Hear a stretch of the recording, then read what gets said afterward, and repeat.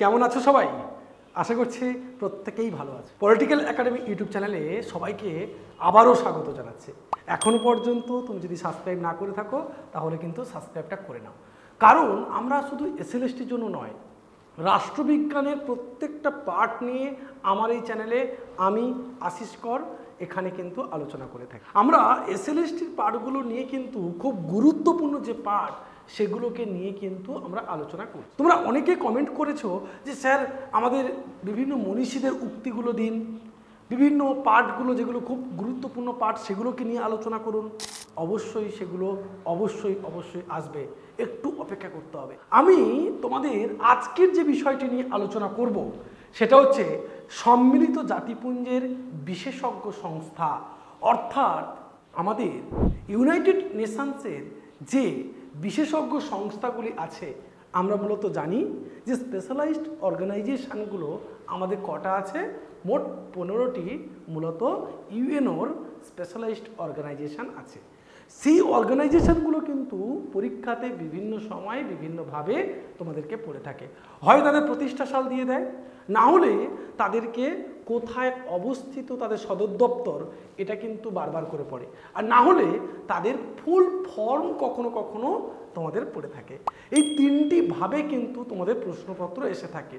তাই এবারের যেহেতু এসএলএসটি পরীক্ষা, এই পার্টটি তোমাদের কাছে খুব গুরুত্বপূর্ণ হয়ে যায়। আমি সম্মিলিত জাতিপুঞ্জের এর আগে কিন্তু একটা ভিডিও করেছি, দুটো ভিডিও করেছি, সেগুলো কিন্তু তোমরা দেখে নিও, সেগুলো কিন্তু তোমাদের খুবই কাজে আসবে। আর এখানে তোমাদের একটা কথা বলে দিই, পলিটিক্যাল একাডেমির পক্ষ থেকে তোমরা প্রত্যেকেই জানো 15ই আগস্টে একটা বিশেষ অফার চলছে তোমাদের। 299-এ আমাদের দিয়ে দেওয়া হচ্ছে 100 থেকে 150টা মক টেস্ট সিরিজ। তোমাদের পুরোপুরি সেই সিরিজটা থাকবে পিডিএফ ফর্মে আমাদের অ্যাপের মধ্য দিয়ে। আর 15ই আগস্ট একই জিনিস তোমরা 499 দিয়ে তোমরা পুরোপুরি হোয়াটসঅ্যাপের মধ্য দিয়ে পিডিএফটা কিনে নিতে পারবে। তোমরা বাড়িতে বসে তোমরা পিডিএফটা দিয়ে পরীক্ষা দিতে পারবে। চলো তাহলে আর দেরি না করে আমরা দেখে নিই কী কী স্পেশালাইজড অর্গানাইজেশনগুলো আমাদের রয়েছে। তোমরা এখানে দেখতে পাচ্ছ পুরো ছকের আকারে কিন্তু আমি তোমাদের সামনে উপস্থিত করেছি। এক ঝলকে এক নজরে পরীক্ষা দিতে যাওয়ার আগে একবার যদি দেখে যাও, আর কিন্তু এখানে যাই প্রশ্ন আসুক না কেন তোমাদের ভুল হবে না। শুধু এইটুকু কষ্ট তোমাদের জন্য আমি করছি, আর তোমাদের একটা কষ্ট করতে হবে, ভিডিওটা ভালো লাগলে লাইক করতে হবে, বন্ধুদের শেয়ার করতে হবে, আর একটা সাবস্ক্রাইব করে রাখতে হবে, যাতে আমি উৎসাহ পেয়ে তোমাদের জন্য আরও অনেক ভিডিও নিয়ে আসতে পারি। চলো কি বলছে, আমাদের এজেন্সি সংস্থা রয়েছে, প্রতিষ্ঠা সাল রয়েছে, সদর দপ্তর কোথায় রয়েছে, সদস্য সংখ্যা কত রয়েছে, মুখ্য কাজ কি রয়েছে, একেবারে সুন্দর করে এখানে কিন্তু সাজানো রয়েছে পুরো বিষয়টা। এফএও কত সালে প্রতিষ্ঠিত হয়েছে? 1945 সালে অফিসিয়ালি অক্টোবরে এটি প্রতিষ্ঠিত হয়েছে। Food and agriculture organisation, food and agricultural organisation, যেটা মূলত এগ্রিকালচার অর্গানাইজেশন এফএও, পুরো নামটা কিন্তু আমি বলছি, সেটা কিন্তু তোমরা মনে রাখবে। ফুড অ্যান্ড এগ্রিকালচার অর্গানাইজেশন 1945-এ তৈরি হয়েছে। কোথায়? সদর দপ্তর রোমে। রোমটা কোথায়? ইতালিতে রোম, ইতালির রোমে তার সদর দপ্তর রয়েছে। সদস্য সংখ্যা কত? 195টি জন সদস্য রয়েছে, 194 প্লাস ইউরোপিয়ান ইউনিয়নের যে সমস্ত দেশগুলো আছে তারা কিন্তু এই দেশের সদস্য। তোমরা এখানে আমি মোটামুটি করে যেগুলো আমি তৈরি করেছি সাম্প্রতিককালে যে সমস্ত বিষয় সবগুলোকে অ্যাড করার চেষ্টা করেছি। যদি দু একটা কিছু ভুল হয় সেটা অবশ্যই আমাকে জানাতে কিন্তু ভুলবে না। মুখ্য কাজগুলো খাদ্যের নিরাপত্তা, পুষ্টি, কৃষি উন্নয়ন এবং গ্রামীণ জীবনের উন্নতি সাধন করা এর মূল লক্ষ্য। আইসিএও বিশেষজ্ঞ সংস্থা, খুব গুরুত্বপূর্ণ। আইসিএও গড়ে উঠেছে কত? 1947 সালে। মন্ট্রিল, কানাডার মন্ট্রিলে কিন্তু তার সদর দপ্তর অবস্থিত। এখানে কি বলছে? আইসিএও এর পুরো নাম কি? আইসিএও এর মূলত পুরো নাম হচ্ছে ইন্টারন্যাশনাল, প্রথমে এরকম করে করে মনে রাখবে, international civil aviation organisation. International civil aviation organisation. এটা তৈরি হয়েছিল 1947 সালে। এর মূল কাজগুলো কি? আন্তর্জাতিক বেসামরিক বিমান চলাচলের মান নির্ধারণ এবং নিরাপত্তাকে নিয়ন্ত্রণ করা। পরবর্তী যে পার্টটি বলছে, পরবর্তী হচ্ছে আইএফএডি। আইএফএডি কত সালে প্রতিষ্ঠিত হচ্ছে? 1977 সালে আইএফএডি প্রতিষ্ঠিত হচ্ছে। তার সদর দপ্তর কোথায়? রোমে। রোম কোথায়? ইতালিতে। ইতালির রোমে তৈরি হচ্ছে কি তার সদর দপ্তর। কার? আইএফএডি। আইএফএডি বলতে কি বোঝাচ্ছে? ইন্টারন্যাশনাল। আই থেকে কি হবে? সবসময় আই থেকে মূলত ইন্টারন্যাশনাল। ইন্টারন্যাশনাল ফান্ড, একটা ইন্টারন্যাশনাল ফান্ড তৈরি করা হবে এগ্রিকালচারাল, তাই তো?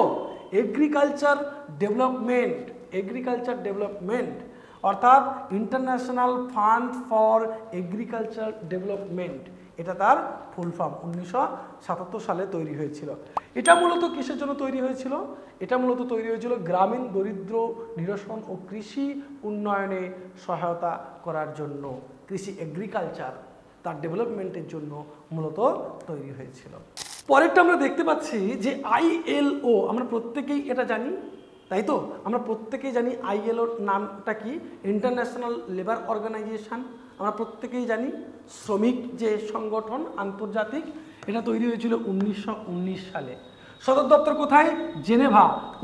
কোথাকার? সুইজারল্যান্ডের। সুইজারল্যান্ডের জেনেভাতে আমাদের এর সদর দপ্তর আমরা লক্ষ্য করতে পারি। কার সদর দপ্তর? আইএলওর সদর দপ্তর। কত সালে তৈরি হয়েছিল? 1919 সালে তৈরি হয়েছিল। সদস্য সংখ্যা কত? 187 জন সদস্য সংখ্যা। আমি বারবার করে বলছি 186 প্লাস ইউএনও এবং তার সাথে জড়িয়ে রয়েছে। তোমাদের বারবার করে বলার চেষ্টা করছি, যদি কোনো তথ্যভিত্তিক ভুল হয় তোমরা অবশ্যই আমাকে সেটা জানাতে ভুলবে না। ন্যায়সঙ্গত শ্রম নীতি নির্ধারণ এবং শ্রমিকদের অধিকার সুরক্ষা। আইএলও যেহেতু শ্রমিকদের সম্পর্কে গড়ে উঠেছে, শ্রমিকদের অধিকারকে রক্ষা করার জন্য গড়ে উঠেছে, ও তাদের শ্রমিকদের যে ওয়েজ সিস্টেম, তাদের যে শ্রম বেতন, তাদের যে শ্রমের জন্য যে নির্ধারিত বেতন বা শ্রম যে নীতি, সেগুলোকে নির্ধারণ করাই হচ্ছে মূল কাজ আইএলওর ইন্টারন্যাশনালি। তারপর বলছে আইএমএফ, খুব গুরুত্বপূর্ণ একটা সংস্থা, যেটা তৈরি হচ্ছে 1944-এ ব্রেটেন উডস যে আমাদের যেটা হয়েছিল চুক্তির মধ্য দিয়ে মূলত আমরা দেখেছিলাম, যেখানে আমরা তৈরি করতে পেরেছিলাম। 1944 সালে তৈরি হচ্ছে আইএমএফ, ইন্টারন্যাশনাল মনিটারি ফান্ড, অর্থাৎ আন্তর্জাতিক অর্থনৈতিক ভান্ডার তৈরি হচ্ছে কিসের মধ্য দিয়ে? মূলত ব্রেটেন উডসটা আমরা মনে রাখবো। ব্রেটেন উডসটা অনেক সময় আমরা ভুলে যাই বা অনেক সময় পড়ি না, কিন্তু ব্রেটেন উডসের কথাটা আমাদের এখানে মনে রাখতে হবে। 1944 সালে আমাদের এটা তৈরি হয়েছিল। তার সদর দপ্তর কোথায়? Washington DC, USA. ইউএসএতে তার ওয়াশিংটন ডিসিতে মূলত এর সদর দপ্তরটা উপস্থিত আইএমএফ। এখানে মূলত বিশ্বব্যাংক স্থিতিশীলতা, অর্থনৈতিক সহায়তা এবং মুদ্রানীতি সমন্বয়, অর্থাৎ সমস্ত মুদ্রার যে বিষয়টা এখানে কিন্তু গুরুত্বপূর্ণতা পায়। আমি যদি কোনো ধার করতে যাই, দেখবে ভারত যদি কোনো ধার করে বা বিভিন্ন দেশ যখন ধার করতে যায়, কোথায় যায়? আইএমএফ এর কাছে ছুটে যায়। আরও অনেকে আছে, কিন্তু বেসিক্যালি ইন্টারন্যাশনাল মনিটারি ফান্ডের কাছে আমাদের ছুটে যেতে হয়। তারপরে কি বলছে? তারপরে বলছে আইএমও, অর্থাৎ কি? আমাদের আইএমও তৈরি হয়েছিল 1959-এ, কিছু কিছু সূত্রে 1958 বলে মনে করছে, সেটাকে আমাদের মনে রাখতে হবে। 1959-58টা আমাদেরকে মনে রাখতে হবে। আইএমও বলতে মূলত কি বোঝাচ্ছে? আইএমও বলতে বোঝাচ্ছে ইন্টারন্যাশনাল ম্যারিটাইম অর্গানাইজেশনের কথা বোঝাচ্ছে। ইন্টারন্যাশনাল ম্যারিটাইম অর্গানাইজেশন অর্থাৎ তুমি দেখো আমাদের যে বিষয়টা এখানে তৈরি হয়েছে কোথায়? ইউকের লন্ডনে। আন্তর্জাতিক সামুদ্রিক নিরাপত্তা, পরিবেশ সুরক্ষা এবং জাহাজ নিয়ম এবং তার নির্ধারণ করা, নীতি নির্ধারণ ইত্যাদি ইত্যাদি করার মূলত কাজ কিন্তু আইএমও রয়েছে। তার ফুল ফর্ম কি? International maritime organisation. পরবর্তী রয়েছে আইটিইউ। আইটিইউর ফুল ফর্ম কি? প্রত্যেকে কমেন্ট করে জানাও। আইটিইউর ফুল ফর্ম কি? International telecommunication. ইউ থেকে কি হবে? Union, international telecommunication union. এটা কত সালে তৈরি হয়েছে? 1865 সালে মূলত এটা তৈরি হয়েছিল। 1865 সালে তৈরি হয়েছে। টেলিকমিউনিকেশন ITU, কোথায় তার সদর দপ্তর? Geneva, Switzerland. এবং কাজ কি? বিশ্বব্যাপী টেলিযোগাযোগের মান নির্ধারণ, কমিউনিকেশনটাকে গড়ে তোলা এবং কানেক্টিভিটিকে নিয়ন্ত্রণ করা, মূলত আন্তর্জাতিক পরিপ্রেক্ষিতে এটা গড়ে তোলা হচ্ছে তার মূলত কাজ।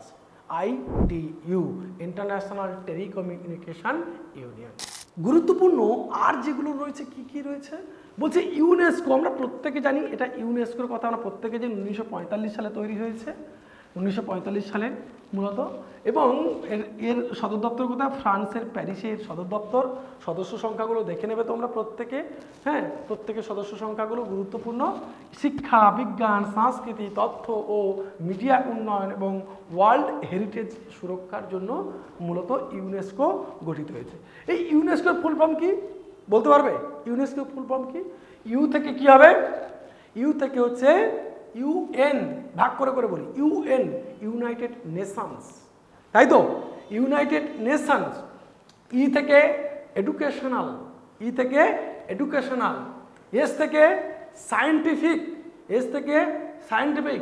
অ্যান্ড CO, CO, সি থেকে কি হবে? Scientific and cultural organisation, C থেকে কালচারাল, ও থেকে অর্গানাইজেশন। অর্থাৎ কি দাঁড়ালো? UNESCO, ইউনেস্কো এর ফুল ফর্ম কি দাঁড়ালো? United nations educational, scientific and cultural organisation. পরের পার্টটা কি বলছে দেখো, UNIDO, UNIDO তৈরি হয়েছে 1966-তে, আবার পুনর্গঠিত হয় 1985-তে।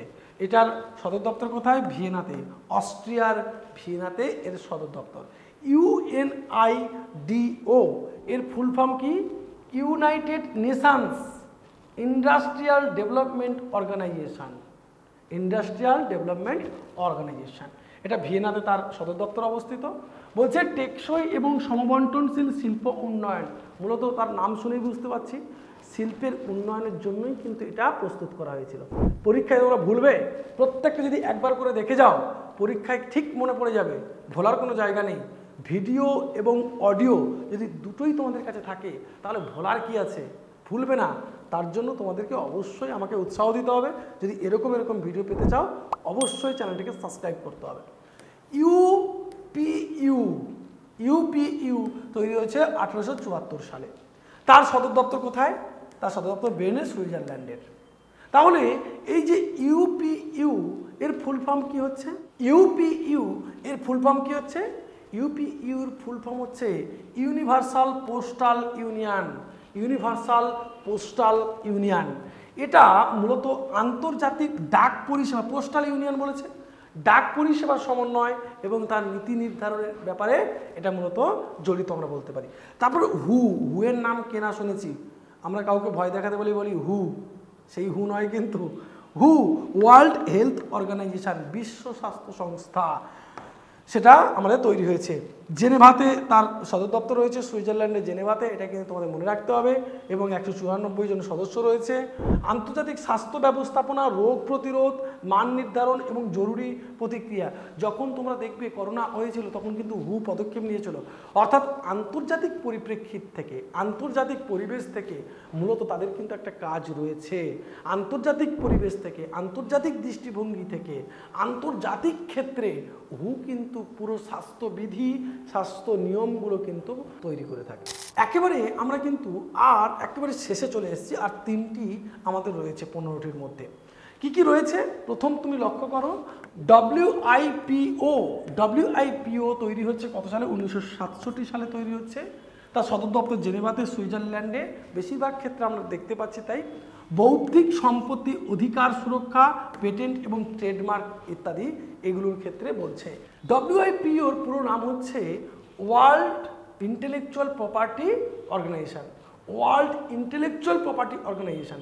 অর্থাৎ তোমরা একটু বোঝার চেষ্টা করো এইটার কথার মানে কি। ইন্টেলেকচুয়াল প্রপার্টি মানে কি? বৌদ্ধিক যে প্রপার্টি, বৌদ্ধিক সম্পত্তি মানে কি? ধরো তুমি একটা প্রবন্ধ রচনা করেছো, কিংবা তুমি একটা লেখা তুমি লিখেছো। ধরো আমি একটা বই রচনা করেছি, বই লিখেছি, সেখানটা থেকে সেই বইটা অন্য কেউ ছাপিয়ে দিতে পারে না, সেই লেখা থেকে কেউ চুরি করে নিয়ে অন্য কেউ লিখতে পারে না। তাহলে কি হবে, আমার বুদ্ধি, আমার চিন্তা, আমার ভাবনা, আমার বৌদ্ধিক যে ইন্টেলেকচুয়াল সম্পত্তি সেটা কিন্তু চুরি হয়ে যাচ্ছে। তাই কি করা হয়, পেটেন্ট, ট্রেডমার্ক, অর্থাৎ তোমার নামে, তোমার বইটা তোমারই, আশিস করের বইটা আশিস করেরই, কিংবা আমাদের কল্যাণ কুমার স্যারের বইটা কল্যাণ কুমার স্যারেরই, বা যে কোনো স্যারের বই সেই স্যারেরই নামে পেটেন্ট একটা থাকে, ট্রেডমার্ক একটা থাকে, অন্য কেউ তার সেই বই কিন্তু ছাপাতে পারে না, সেটা আইনত দণ্ডনীয় একটা অপরাধ হয়ে যায়। তাহলে কি হবে, আমার যে বৌদ্ধিক যে সম্পত্তি, আমি আমার বুদ্ধিমত্তা দিয়ে, আমার মাথা দিয়ে, আমি যে পড়াশোনা করে আমি লিখেছি, আমি যে বই লিখেছি হোক, আমার যে প্রবন্ধ লিখেছি, আমি আর্টিকেল লিখেছি, সেই আর্টিকেলটা তোমার নিজস্ব হিসাবে, নিজস্ব সম্পত্তি হিসেবে গণ্য হবে, সেটা কেউ কিন্তু নিতে পারবে না। এটা নিয়ে একটা আইন রয়েছে। পরবর্তী বলছে WMO। WM এর ফুল ফর্ম কি? এটা 1950 সালে গঠিত, জেনেভা, সুইজারল্যান্ডে রয়েছে। এটা মূলত আবহাওয়া, জলবায়ু এবং হাইড্রোলজি তথ্য গবেষণা, সমন্বয় ইত্যাদি নিয়ে মূলত কাজ করে। ওয়ার্ল্ড মেট্রোলজিক্যাল অর্গানাইজেশনের কথা এখানে বলা হয়। WTO, ইউএন থেকে সবসময় ইউনাইটেড নেশনস, তারপরে WTO আমরা জানি কি হবে, WTO থেকে WTO, ওয়ার্ল্ড ট্যুরিজম অর্গানাইজেশন। তাই তো আমার তাই মনে হয় তো, ওয়ার্ল্ড ট্যুরিজম অর্গানাইজেশন। পর্যটন নীতি, প্রচার, সমন্বয় এগুলো গড়ে তোলা হয়। মাদ্রিদে আছে, স্পেনে, এটা তার সদর দপ্তর রয়েছে। আশা করি ভিডিওটা তোমাদের ফ্রুটফুল হয়েছে, অনেক কাজে আসবে, পরীক্ষার জন্য কাজে আসবে। আর অবশ্যই শেষে বলবো, যদি তোমরা মক টেস্ট নিতে চাও শুধুমাত্র স্বাধীনতা দিবসের দিন, 2025-এর শুধুমাত্র স্বাধীনতা দিবসের দিন, তোমাদের জন্য থাকছে 299। এইটাতে তোমরা PDF পাবে না, শুধু অ্যাপে থাকবে, তোমরা ওখান থেকে পরীক্ষা দিতে পারবে, সেখানে অ্যাপে PDF থাকবে।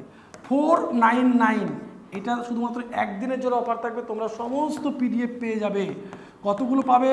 100 থেকে 150 মক টেস্ট তোমরা এখান থেকে কিন্তু পেয়ে যাবে। তার জন্য ফোন করতে হবে নিচে দেওয়া নাম্বারে, সরাসরি ওইখানে ফোন করবে তোমরা, আমাদের অফিসিয়াল নাম্বার ওটা, ওখান থেকে তোমরা সমস্ত কিছু জানতে পারবে। ভালো থাকবে, দেখা হবে পরের ভিডিওতে।